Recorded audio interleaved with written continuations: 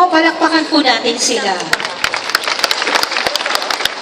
Minamahal kong mga kababayan, sa taon po ito ay nais kong ipakilala sa inyo ang magsisiganap sa Pagbati 2013. Ito po ay gagampanan ng ating kapitana na si Dame Feliz Rabano Barasigan, 22 years old.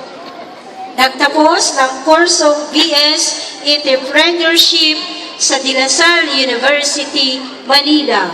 Sa kasalukuyan po, siya ay nag-aaral pa rin sa Fashion Marketing at School of Fashion and Arts. Siya po ay naging mutya ng Iban 2007. Naging kandidata sa Miss Philippines Earth.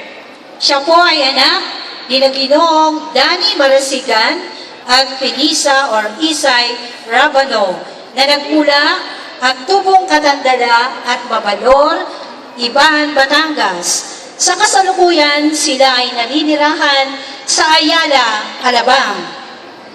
Kasama sa pagsayaw ng pagbati, ang kanyang nakababatang kapatid na gumanap bilang vice kapitan, si David Emmanuel Rabano Barasigan, 17 years old, na nasa ikatlong antas ng pag-aaral ng De La Salle, Santiago, Zobel.